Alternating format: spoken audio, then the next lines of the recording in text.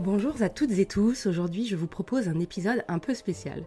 Il ne s'agit pas d'une interview que j'ai réalisée, mais de mon propre passage dans l'émission ABC Talk TV, au cours de laquelle j'ai eu l'occasion de revenir en profondeur sur la création de la méthode cohérence, le bilan de vie qui révolutionne l'épanouissement. Ce qui m'a poussée à la créer, ses grandes étapes, son fonctionnement, et pourquoi elle transforme durablement la vie de celles et ceux qui la traversent. Si vous êtes en questionnement, en transition, ou tout simplement en quête de sens et d'alignement, cet épisode pourrait bien résonner en vous. C'est une plongée dans les coulisses du bilan de vie et dans tout ce qui anime ma mission au quotidien, aider chacun à se réaligner avec ce qui est profondément juste pour lui.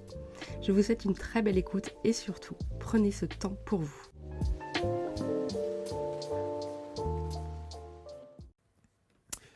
Bienvenue pour cette nouvelle rencontre et le plaisir d'accueillir Élodie Bardot qui est installée sur ses canapés. Bonjour Élodie. Bonjour Marc. Merci d'être là, je suis très content de vous recevoir. Merci d'avoir fait le trajet depuis la jolie ville fleurie qu'est Annecy, là où vous résidez.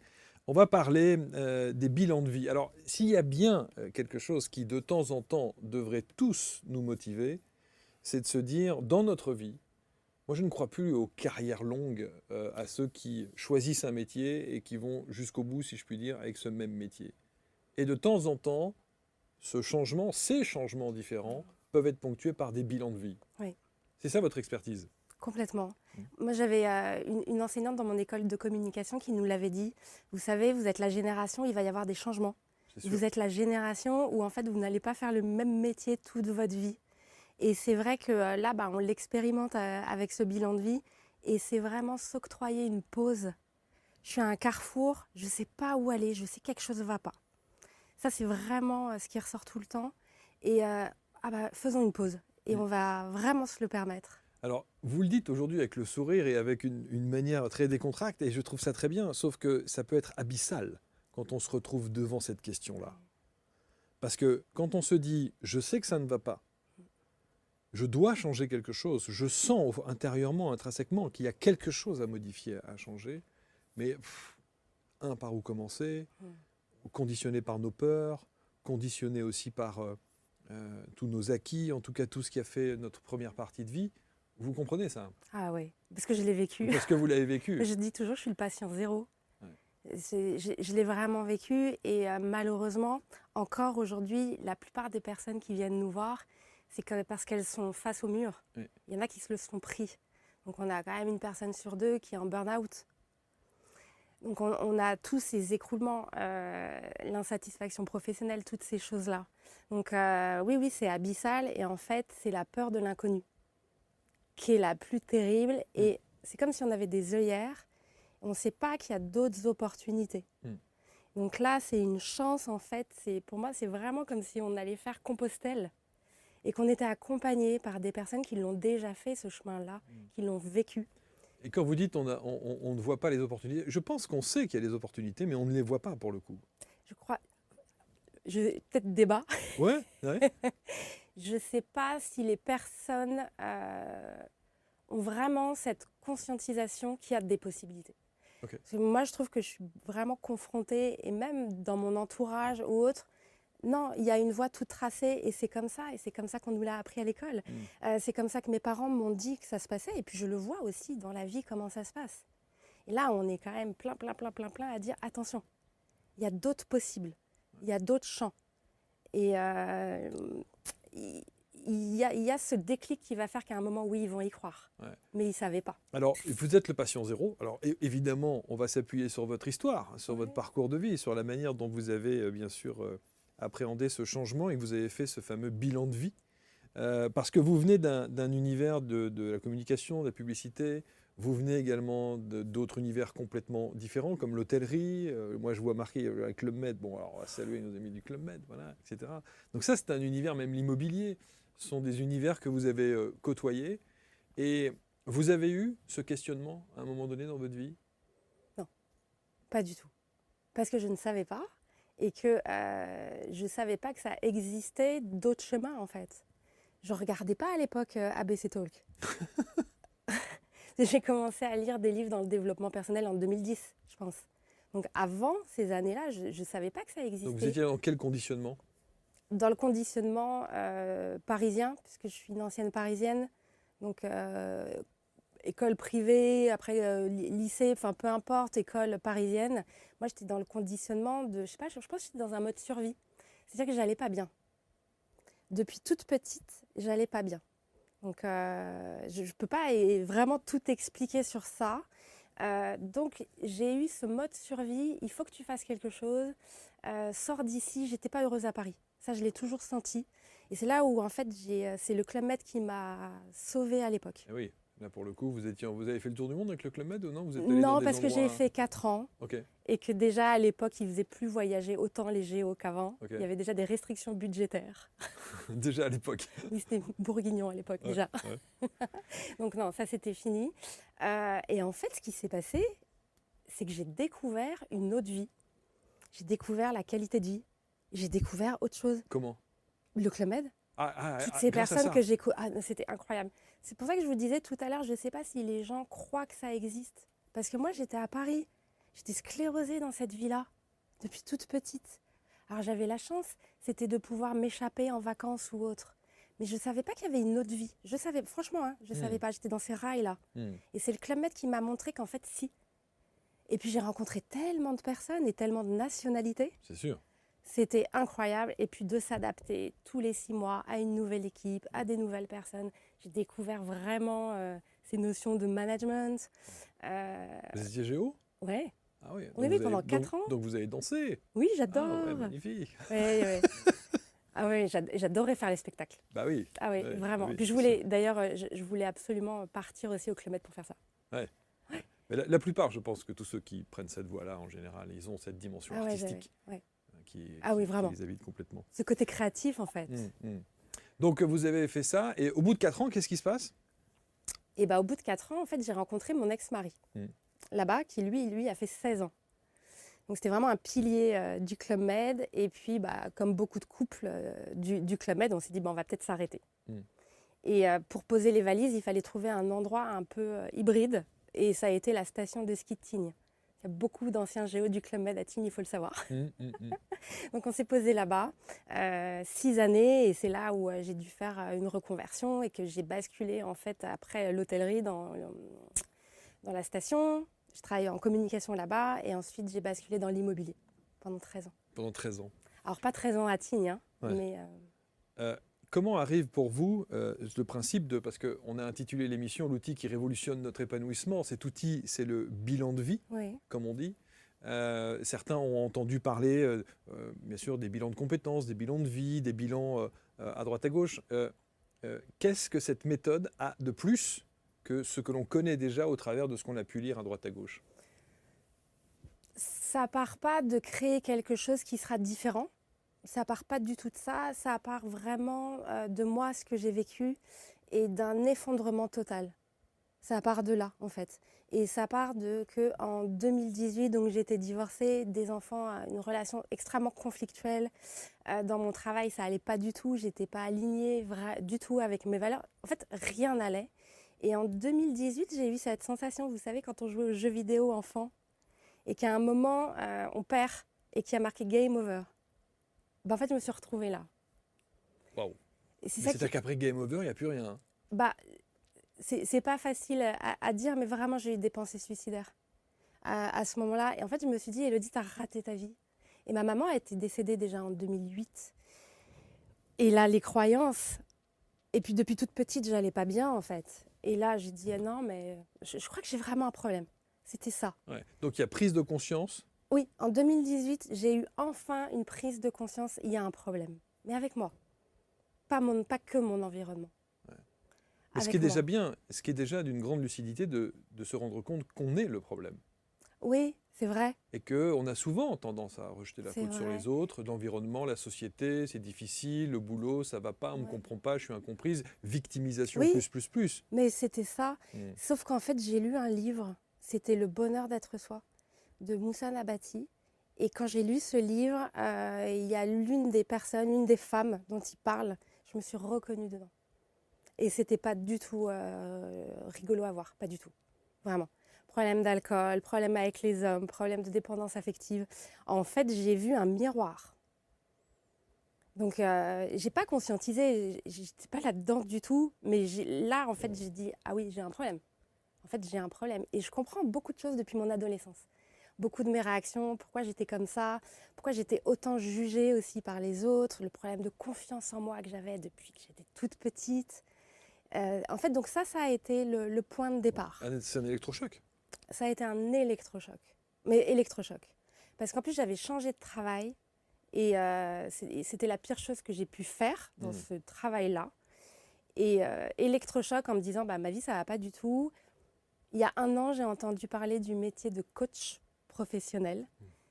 Et si c'était le moment de regarder ça, parce que vraiment, il y a quelque chose qui m'attire. Ça me fait rire parce que, enfin, ça me fait rire. Il y a quelqu'un que je ne citerai pas, mais que je connais bien, qui un jour m'a dit, est-ce que tu te rends compte quand même que tous ces gens qui sont dans le développement personnel sont tous des gens qui, à 40 ans, ont fait en burn-out. Ouais.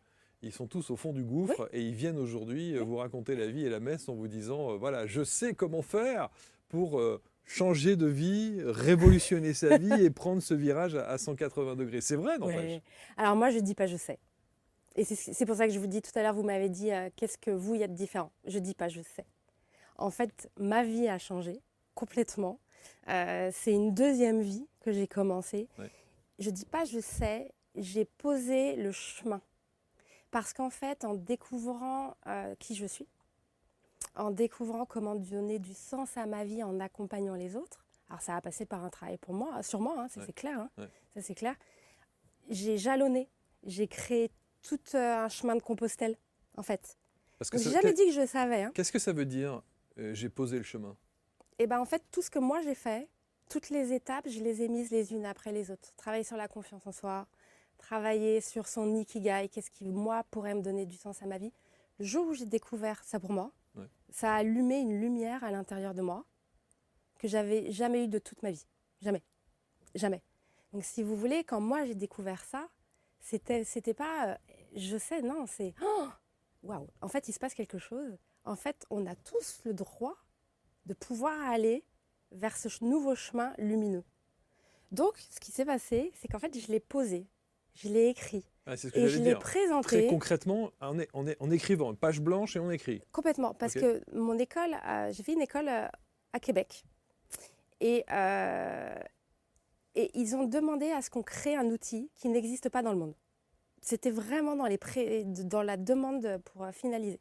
Et bah, moi, forcément, j'ai travaillé sur la reconversion professionnelle. J'ai travaillé sur mon histoire et j'ai posé. Je ne savais pas ce qui allait se passer. Et je l'ai présenté. Au dernier module, j'étais là-bas, j'ai présenté. Et en fait, c'est leur réaction à eux qui m'a fait comprendre qu'il y avait quelque chose. Et qui m'ont dit, Élodie, tu ne réalises pas ce que tu es en train de nous présenter et à quel point les gens en ont besoin. Wow. Et je vous dis ça, on était en 2019. Et c'est ce que vous avez appelé la méthode cohérence? L'outil. L'outil s'appelle la marguerite de la cohérence, que j'ai déposée à l'INPI, parce qu'en fait, j'ai compris qu'il y avait quelque chose. Donc, je ne suis jamais partie sur ce que les autres faisaient, jamais. Je suis toujours partie de moi, toujours. Et là, j'ai fait, OK, il y a quelque chose. Et puis ensuite, ce que j'ai fait, c'est que je l'ai développé encore plus, et je l'ai proposé gratuitement à 5 personnes autour de moi. Et c'est quand là, j'ai vu l'impact. Ouais. Quand j'ai vu ce qui s'est passé, que je me suis dit, OK, maintenant... Là, je tiens un truc. Bah, en fait, c'est mon métier.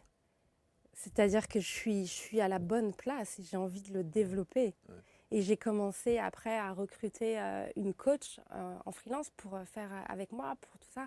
Elle m'a dit, mais Élodie, parce qu'elle connaît aussi tous les outils que j'utilise. Mais c'est la manière...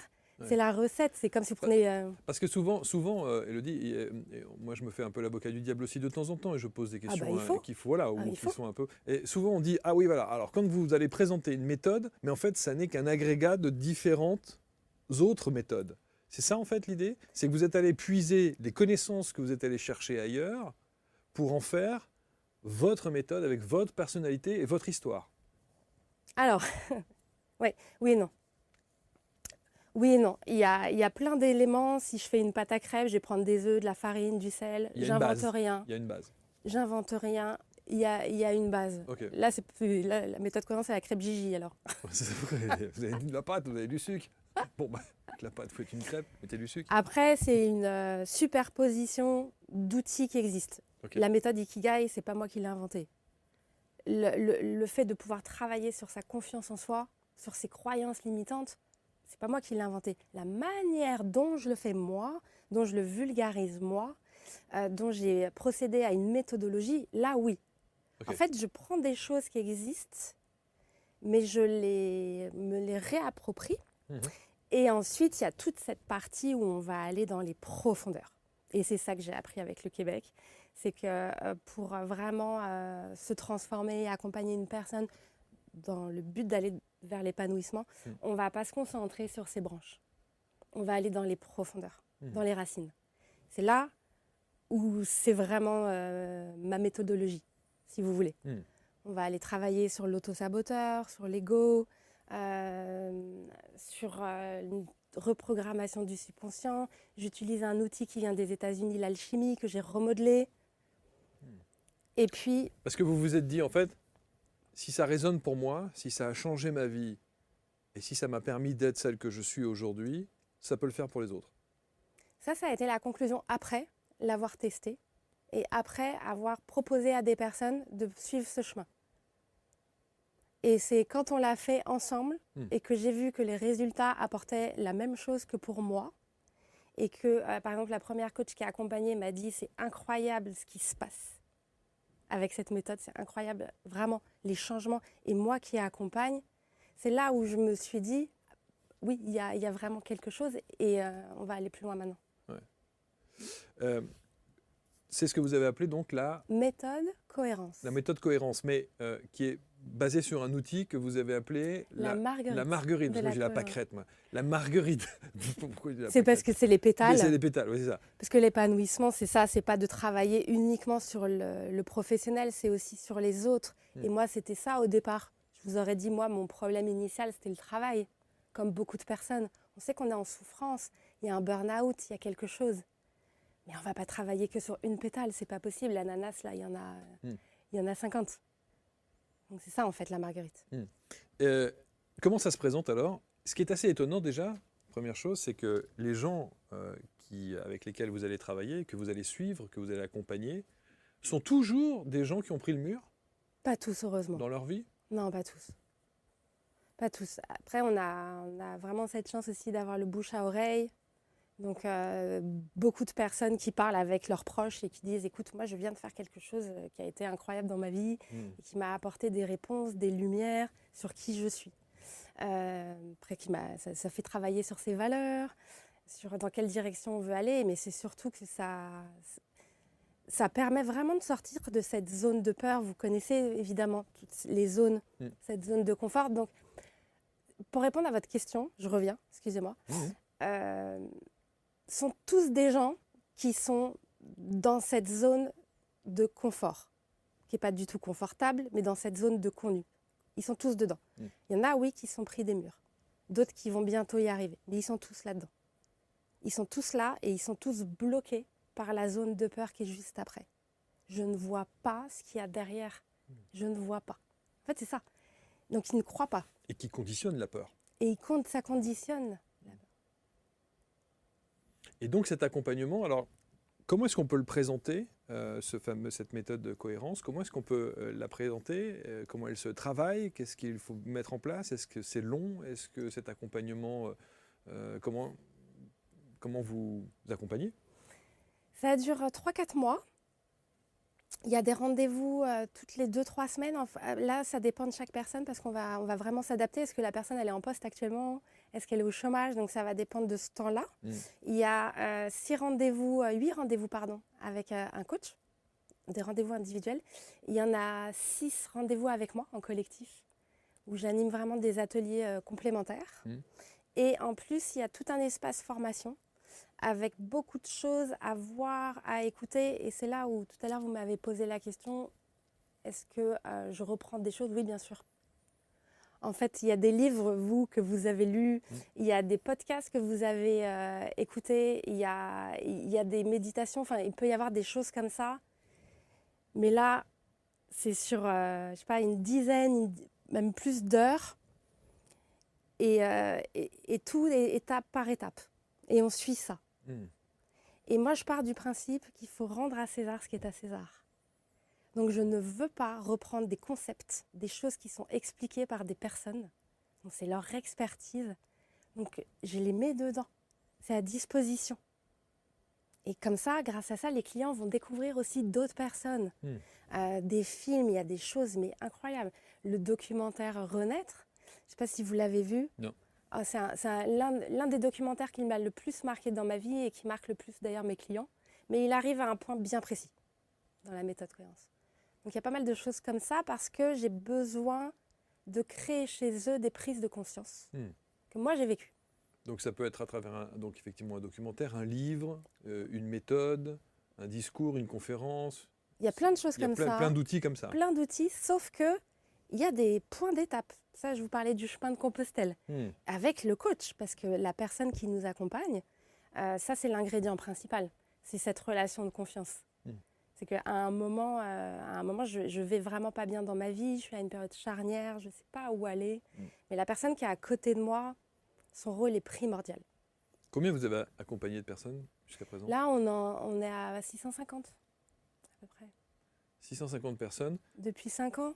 Et ça veut dire que vous devez avoir des statistiques. Mais je serais curieux de savoir quelle est la tranche d'âge des gens qui sont dans ce questionnement, cette remise en question de leur vie, ce mur parfois que l'on se prend en se disant je sais que ça ne va pas, mais j'ai une peur bleue de ce qu'il peut y avoir derrière et donc de ce que je ne vois pas. Est-ce que vous avez des tranches d'âge des gens qui se posent ces questions-là? Bien sûr, les statistiques, je regarde évidemment. Maintenant, je ne peux pas vous dire qu'il y en a une plus que l'autre. Alors peut-être si le 35-45 va être un peu au-dessus. Mais je parlais tout à l'heure de personnes qui sont dans cette zone de connu où ils ne sont pas bien, dans cette zone confortable. Mais là, c'est tous les âges. Il y a 3 semaines, j'animais un atelier auprès d'un public de plus de 55 ans. Je peux vous dire qu'ils étaient tous concernés par ce que je disais. Tous. Et malheureusement, on a des jeunes. Oui. Malheureusement. Déjà. Ah oui. Malheureusement, on en a déjà. Premier job. C'est pas ça. Non, c'est pas ça. J'ai suivi la route tracée. J'ai fait plaisir à mes parents. J'ai voulu faire telles études. Après, on le sait bien, hein, tout ce qui se passe aujourd'hui, mais ça concerne les jeunes encore plus fortement que nous. Parce qu'on a tenu plus longtemps. Ce qui est assez étonnant, c'est qu'on pourrait très bien leur dire aux jeunes, mais attendez, et c'est normal que vous vous posiez des questions et que vous, par exemple, dans votre cas, vous avez fait plein de choses. La com, la pub, l'hôtellerie, l'immobilier. Il est logique qu'un jeune se pose la question, ne sache pas vraiment où aller et quoi faire, et que lui dire que oui, il va changer de vie plusieurs fois dans sa vie. Alors, s'il a été mal aiguillé, oui, c'est complètement normal. Et effectivement, toutes les expériences que j'ai eues, elles me servent aujourd'hui. Hein. Bien sûr. Mais il y a quand même beaucoup de dépression chez les jeunes. Il y a quand même un énorme mal-être qui est encore plus fort que nous à l'époque. Et heureusement, dans mon équipe, il y a une femme qui est formidable qui s'appelle Caroline Hervé, qui a créé Méthode Cohérence Jeune. Donc elle, ça fait des années qu'elle travaille sur un bilan d'orientation scolaire, dans de l'accompagnement. Et là, ça va changer. Là, ça change la donne. Et les choses vont enfin changer pour les générations là qui arrivent. Et là, vraiment, je suis très heureuse de ça. Parce qu'on les prend là quand ils sont au collège, au lycée, et on leur pose les bonnes questions, s'interroger et donner du sens quand on a 15 ans, 18, 25, 45, nanana. Il n'y a pas d'âge. Moi, j'ai 55 ans et je me dis... Il n'y a pas d'âge. Je me dis, c'est assez incroyable de poser une question à un môme de 16-17 ans. La question est simple, qu'est-ce que tu veux faire dans la vie? Et qu'il n'y a pas de réponse. Il n'y a pas de passion. Il n'y a pas de truc pris aux tripes. Alors évidemment, vivre d'une passion, c'est quand même le luxe d'une vie, je trouve, ultime. Mais je suis toujours effaré d'entendre ça. Ou voire même des étudiants. Des gens qui ont 22, 23 ans, qui sont en pleine étude, et quand on leur dit « qu'est-ce que tu veux faire dans la vie ?» qui ne savent pas. Vous êtes effaré qu'ils ne sachent pas? Absolument. Ah, d'accord.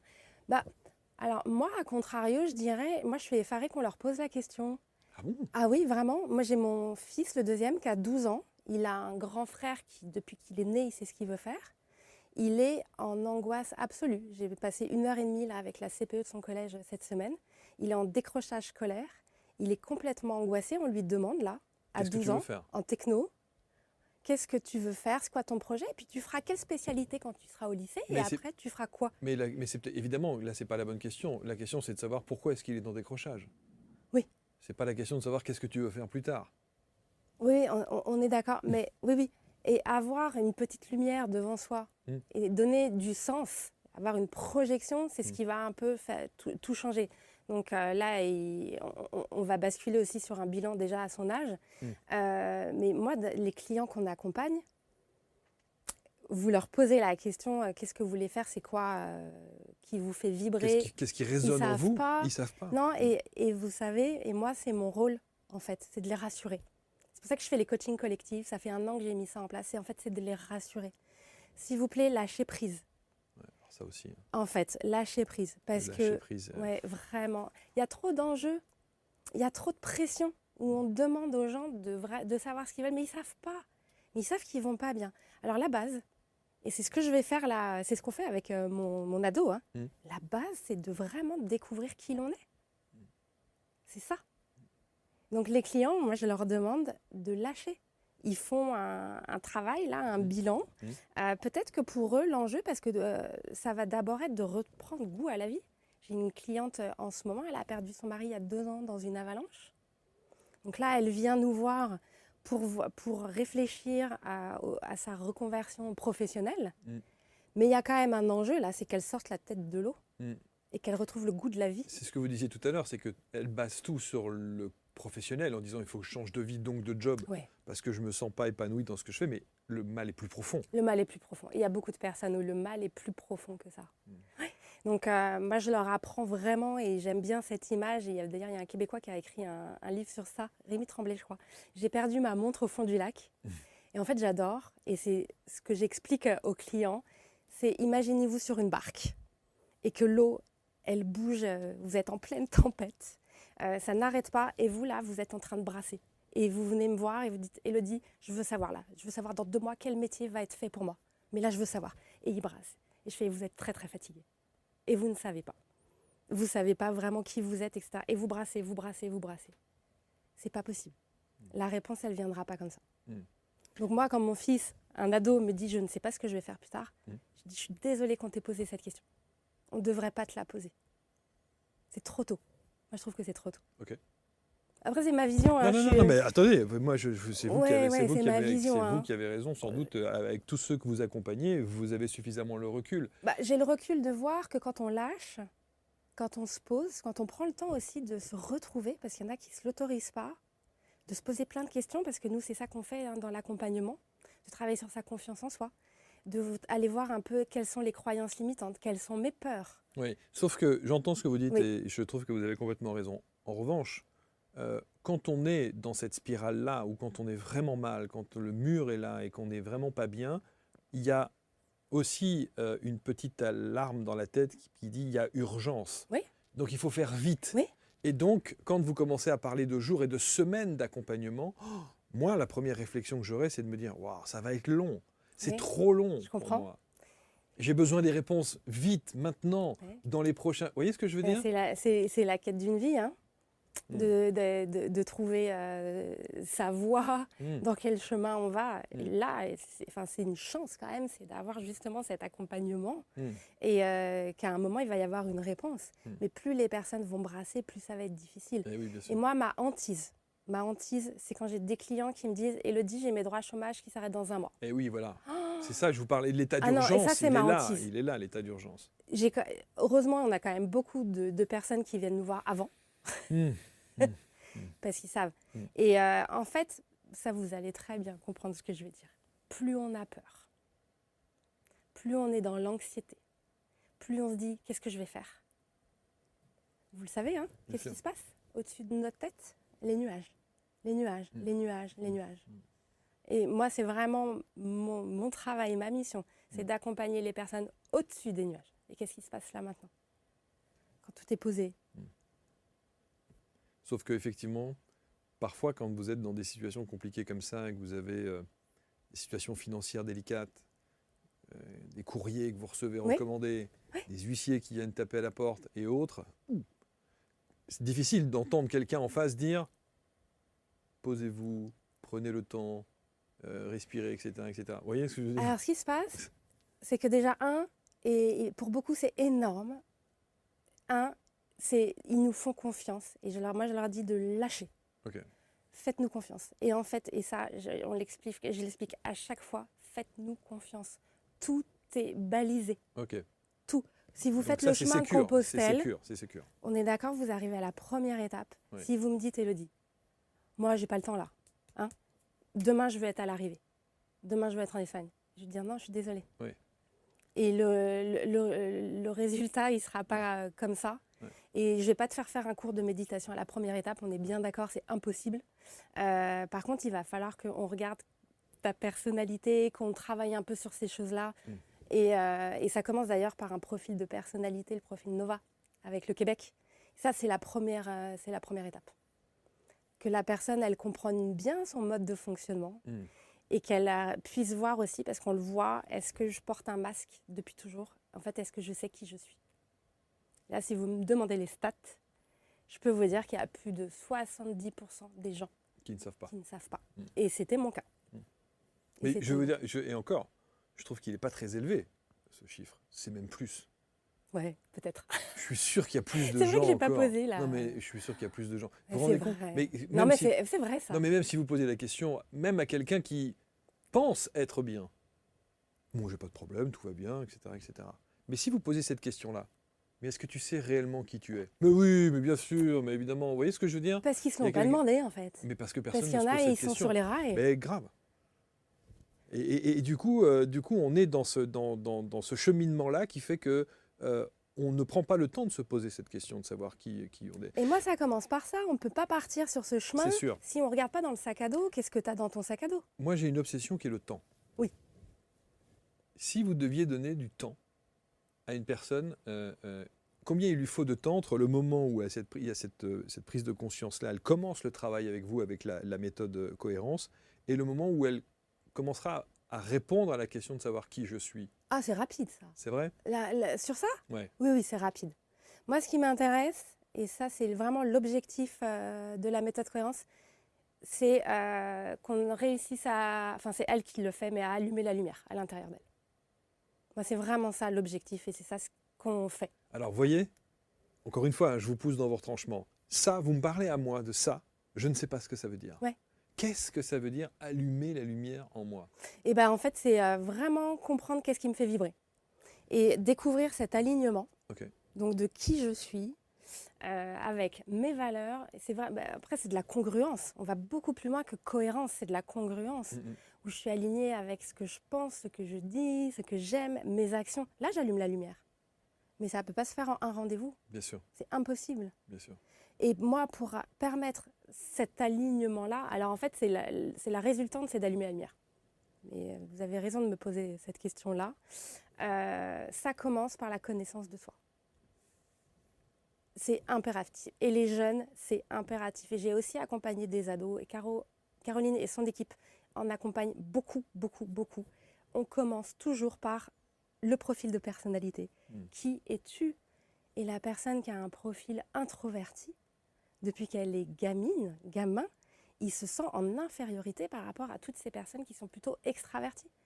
Et leur faire comprendre qu'en fait, ils sont très bien comme ils sont, mais qu'il faut qu'ils acceptent leurs forces, leurs faiblesses. Vous voyez, ça commence avec ça. Bien sûr, mais je pense que déjà le fait, vous avez raison, le fait de comprendre qui on est, de comprendre. Découvrir, comprendre et accepter. Exactement. Découvrir dans l'ordre. Découvrir, comprendre, accepter. Accepter. Oui, bien sûr. Parce que moi, je ne suis pas dans ce système-là de dire on va guérir les choses, on va guérir les blessures, on va guérir. Non.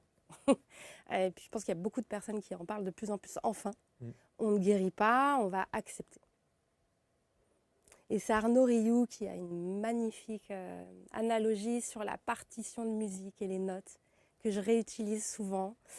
Do, ré, mi, fa, sol, la, si, do. Et moi, c'est ce que j'explique, parce que c'est aussi ce que j'ai vécu. On nous a appris à l'école ou dans la société à être un do. Tout le monde nous a appris à être comme ça. Et en fait, mais non, mais moi, je suis un mi. Mais le mi, je me sens dévalorisée par rapport au do. Et nous, notre travail, ça va vraiment être d'expliquer à la personne en fait, qu'elle est un mi. qu'est-ce qu'il y a sur ce mille, c'est quoi les forces, c'est quoi les talents, c'est quoi les valeurs. Et c'est là où, mais oui, mais tu peux exister pour qui tu es, pour qui comme tu es. es. Tu n'as pas besoin de prouver quoi que ce soit à personne. Ça aussi, il faut qu'on les aide sur ça, sur ce regard des autres. C'est terrible, le regard des autres. Moi, il m'a pourri des années de vie. Donc, on les aide à ça aussi.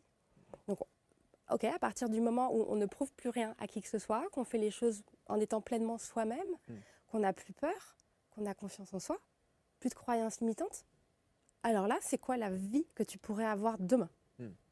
Et ça, c'est la deuxième partie de l'accompagnement que vous préconisez. Et c'est ça. Ça, c'est vraiment quelque chose que j'ai mis en place. Mais ça, c'est valable dans votre cas perso, c'est ce que vous disiez ? C'est ce que vous dites C'est ce que j'ai mis en place parce que je l'ai vécu. Parce que vous l'avez vécu. Et j'ai fait, je pense, au moins 10 formations. Après celle de coach, j'en ai fait plein parce que j'ai basculé dans l'exploration du subconscient, dans l'exploration de l'inconscient. J'ai été fascinée par toutes ces choses-là. Et c'est là, en fait, où j'ai découvert comment aller en dessous, dans les racines. Et on voit, ça pop pour les personnes après.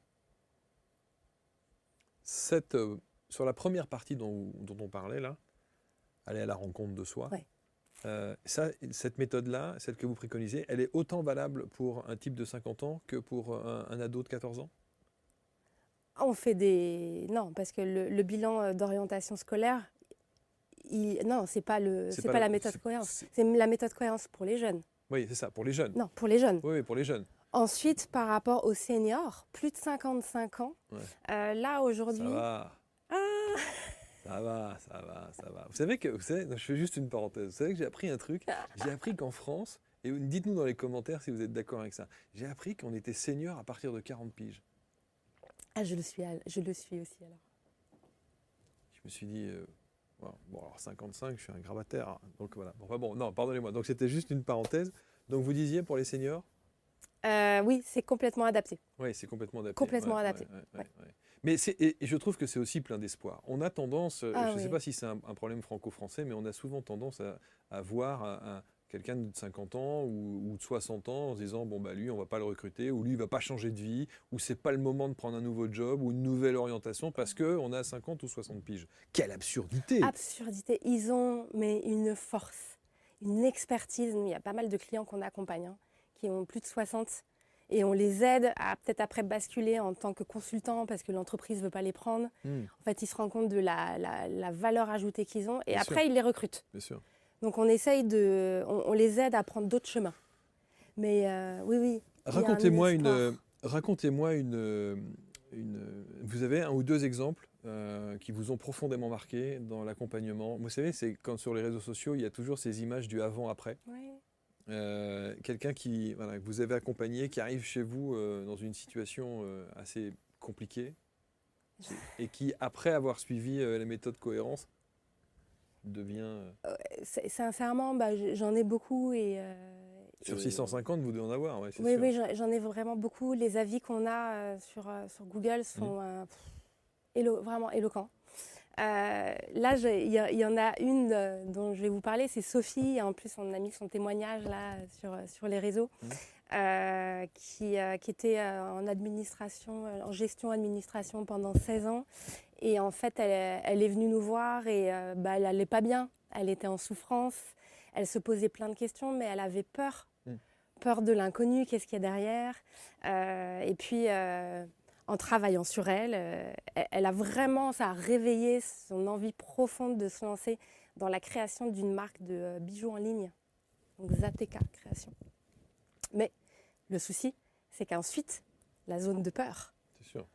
Et puis là, en plus, pour le coup, c'était se lancer à son compte. Ce n'est pas le cas de toutes les personnes qu'on accompagne. Là, c'est sûr que... Là, je vous prends un cas extrême. Ouais. Et elle avait plein de peurs, il y avait beaucoup de choses, et puis elle l'a fait. Elle a osé. Elle est très heureuse. Elle m'a offert ça comme cadeau de Noël, avec une jolie carte. Et ce qui m'a le plus touchée, et ce n'est pas la seule à me l'avoir dit, c'est vraiment ce retour sur ses valeurs à elle, mais que ça l'aide et ça lui permet de transmettre ses valeurs à ses enfants. En fait, de voir l'impact que ça a sur elle, sur sa vie. Et c'est ce qu'elle me disait, c'est pas que professionnel. Elle rayonne sur autre chose. Tous les plans, et elle me dit, c'est mes enfants aussi. Alors ça me touche beaucoup qu'on puisse aller chercher, enfin impacter ça. C'est ce rayonnement-là. Et il y a des coachs aussi de l'équipe qui me le disent en témoignage, à quel point ça leur a permis de grandir. Beaucoup de clients me disent ça. Et beaucoup de coachs aussi me disent ça. Vous devez évidemment avoir des histoires. Ouais, après, si vous voulez que je vous prenne un autre cas qui est intéressant. Racontez-nous, C'est un client qui a travaillé pendant des années chez Patek Philippe à Genève et qui s'est retrouvé en état dépressif, pas burn-out, mais vraiment, vraiment pas bien. Je suis pas bien, je suis en souffrance. Voilà. Il a fait l'accompagnement, c'est l'un des premiers clients. Et il a fait l'accompagnement et en fait, en découvrant aussi son profil de personnalité, sa personnalité introvertie, donc il a enfin accepté. Et aussi compris avec ça que lui, c'est une personne qui a besoin d'interaction, d'être dans un travail d'équipe. Et il avait eu 6 mois avant une promotion chez Patek Philippe, où il s'est retrouvé seul dans un bureau. Donc ça, c'est pas adapté à ce type de personne-là. Et en fait, ses valeurs, sa valeur idéologique, et lui, le développement durable, l'écologie, toutes ces choses-là, tout ce qui se passe dans le monde, ça l'a vraiment fait évoluer en plus. Et là, en fait, il avait un conflit. Il avait un conflit parce qu'il habite à Annecy. De prendre sa voiture pour aller à Genève, conflit de travailler pour Patek Philippe, en fait, conflit sur plein de choses. Donc, du coup, à la suite de ça, de ce bilan, il a décidé d'arrêter ce travail-là. Il s'est lancé dans des études à Chambéry. Il a repris tout un cursus. Et maintenant, il travaille dans la rénovation énergétique des bâtiments à Annecy. Alors, il a beaucoup moins d'argent. Mais il est plus heureux. Il prend beaucoup le vélo. Et sûr. En fait, il est épanoui. C'est ça. Arrêtons de prouver des choses. C'est pas le salaire, Mais sur son cas précis, moi, je suis toujours très étonné de ce paradoxe. C'est-à-dire, c'est quelqu'un de profondément introverti, mais qui a besoin d'un travail d'équipe. Par définition, celui qui est introverti n'est pas très expansif. Donc, la communication avec le reste de l'équipe devait être plutôt compliquée. Ça ne devait pas être son truc, pourtant. Non. Alors là, je suis pas d'accord. Ok. Parce que vous connaissez les couleurs du disque? Oui, alors le fameux disque. Oui. Bien sûr. Ok, le profil Nova, il part de ça. Parce qu'il y a plusieurs choses dedans. On voit les motivations de la personne, mais on voit aussi les couleurs. Et vous le savez, dans les couleurs, là, oui, on est sur de l'introverti, mais on a cette couleur verte qui est extrêmement élevée. Okay. Et cette couleur-là, c'est ce côté cocon, j'aime les personnes avec qui j'interagis, ce côté harmonie. J'ai besoin d'une harmonie. Là, ce que vous me dites, plutôt, moi, ce que ça me fait écho, c'est plutôt cette couleur jaune. La couleur, donc interaction, charismatique, qui est plus sur le côté extraverti. Pour moi, c'est 2 notions différentes. En tout cas, oui, ça aussi, vous pouvez aller voir, vous tapez le disque, profil disque, c'est ça. Ouais.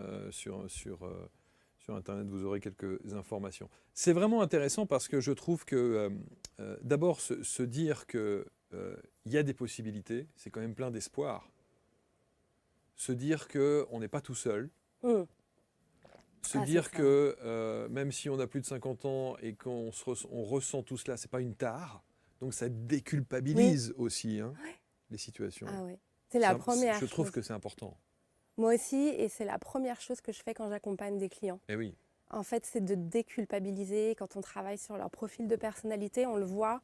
En fait, on voit ces écarts de couleurs dont je vous parle. Il y a le profil naturel, comment je suis naturellement, mais il y a le profil adapté, comment je me comporte en société, avec ce qui s'appelle un delta et un écart. Et là, c'est incroyable, parce que là, on voit les masques. On voit les masques, on voit le décalage, on voit comment on se suradapte. J'ai perdu le fil. C'est pas grave, mais en tout cas, ce que je veux dire par là, c'est que ça permet de voir qui on est. Et c'est ce que vous disiez en début d'émission. C'est absolument essentiel de faire d'abord ce bilan de vie pour voir qui nous sommes vraiment. Et c'est fou parce que on devrait d'ailleurs faire un bilan de vie même quand ça va bien. J'ai des clients qui le disent et qui l'écrivent, c'est marrant que vous disiez ça, qui disent que c'est quelque chose qu'on devrait faire une fois dans sa vie. Ouais, mais même plusieurs fois d'ailleurs. Peut-être quand on est à un carrefour. Ouais, moi je dis par exemple une fois à 30 piges, une fois à 50 piges.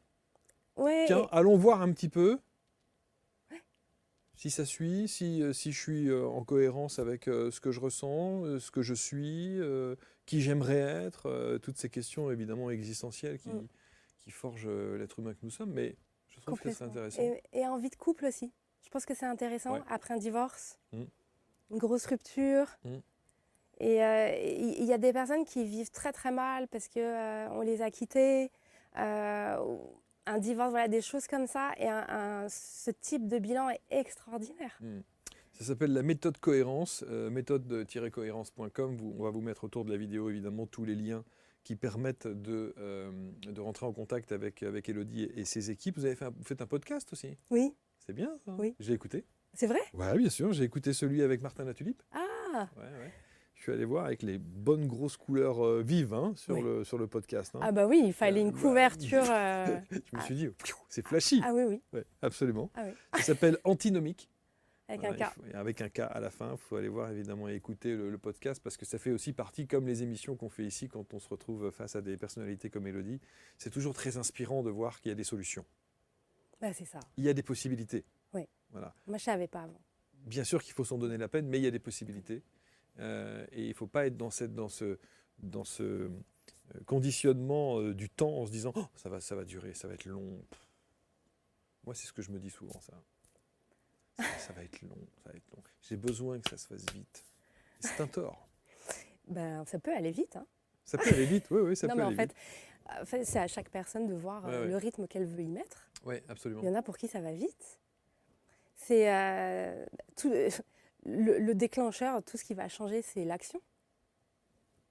Si vous attaquez, vous vous mettez dedans et vous suivez les étapes, vous travaillez sur vous, vous faites vos questionnaires et on avance, ben, bien sûr, ça va aller plus vite que pour d'autres. Là, c'est vraiment à chacun. Est-ce que vous êtes parfois dans cette réflexion qui consiste à dire si j'avais su plus tôt? C'est une question piège. Il y a plein de personnes qui disent j'aurais rien changé. Il y en a plein qui le disent. Non, pas moi. Vous auriez changé des choses? Ouais. Avec mes enfants, ouais. Si j'avais su qu'une méthode comme ça existait avant, vous l'auriez faite tout de suite? Évidemment que oui. Je l'aurais faite. J'ai des coachs dans l'équipe, quand ils l'ont fait, mais ils m'ont dit, Élodie, j'aurais voulu connaître ça à l'époque. Avant, ouais. Ça évite beaucoup de souffrance. Oui, moi j'aurais voulu. J'aurais voulu parce que j'ai souffert de manque de confiance en moi toute ma vie et de dépendance affective.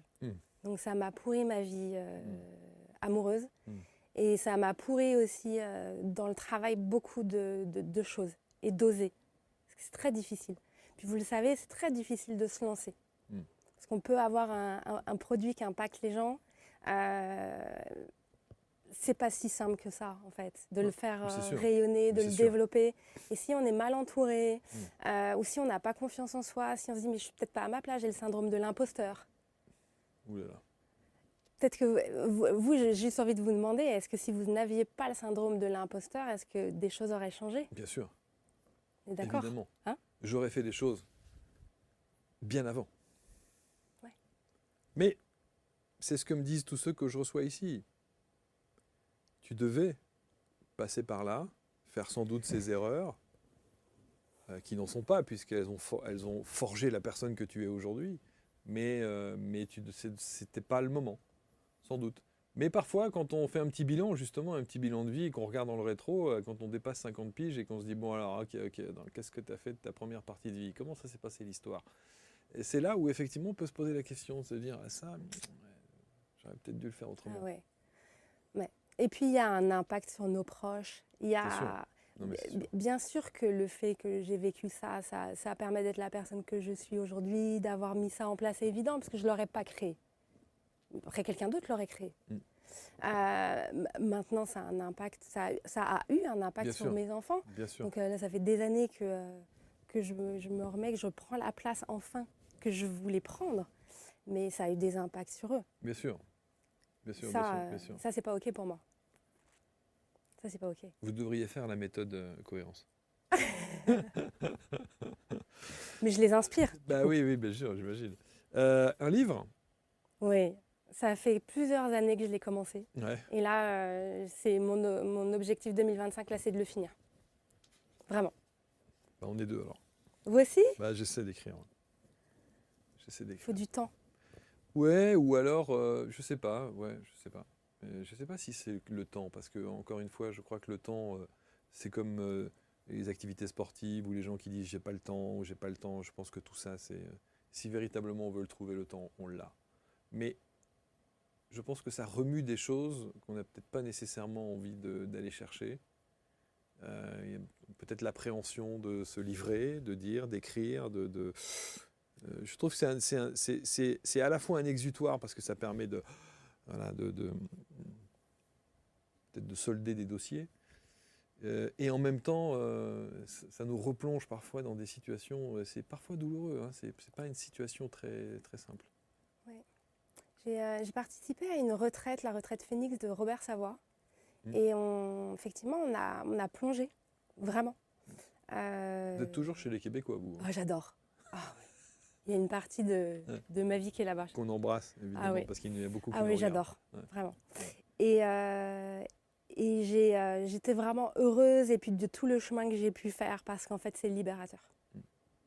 Et il y a beaucoup de personnes qui ont peur. D'ailleurs, mon dernier épisode de podcast là, qui va sortir, que j'ai fait il y a 10 jours, on en parle. On parle de la peur d'ouvrir cette boîte de Pandore. Et en fait, il y a une libération qui s'opère. C'est lui que vous recevez d'ailleurs, hein, dans le podcast. Oui, là, oui, c'était le 22, Robert Savoie. Robert mais là, Savoie. je viens d'en faire un autre, un là, autre. Okay, où on parle de ça, okay. d'un témoignage d'une personne qui a écrit un livre sur son histoire. Et oui, c'est dur, pour elle, hein, en tout cas, et là, ce que vous dites, mais il y a un côté qui libère, et qui va... Moi, c'est à ça que je pense aussi pour le mien. C'est combien de personnes tu vas pouvoir impacter et qui vont se dire, si elle a réussi, ouais, je peux le faire. Moi aussi, parce qu'il y a quand même beaucoup de personnes qui me le disent ça. Ouais. Si Elodie a réussi, moi aussi je peux le faire. Et ça, c'est beau. Je sais pas si c'est un titre qui est déposé ou qui a déjà été pris, mais ce titre-là, si j'ai pu le faire, vous pouvez le faire. Ah, il est beau. Je trouve qu'il est très puissant. Ah bah regardez là, quand on a fini. Oui, regardez. En tout cas, allez sur le site méthode-cohérence.com pour faire ce bilan de vie. Si ça résonne pour vous, c'est une des solutions pour que vous puissiez enfin être raccord avec vous-même, que vous sachiez d'où vous venez, ce dont vous avez envie, quelles sont vos inspirations, vos aspirations, enfin, tout ce qui fait que vous puissiez être quelqu'un d'épanoui, quoi. Et sortir de la peur. Et sortir de la peur, de ce conditionnement de la peur. Ouais, ce conditionnement, et en fait, c'est sortir des conditionnements. Je vois un peu là, tous ces fils là qu'on a autour de nous, en fait, c'est tout coupé. C'est retrouver cette liberté. Merci beaucoup, Elodie. Merci à vous. C'était passionnant de vous écouter. Vous retournez au Club Med de temps en temps, non? Ça fait longtemps. Ça fait longtemps, bah oui. En tout cas, profitez de tout cela. Méthode cohérence. On vous met tous les liens autour de la vidéo. Commentez avec bienveillance comme toujours et vous partagez. Et on se retrouve très vite pour une prochaine rencontre. Salut à tous.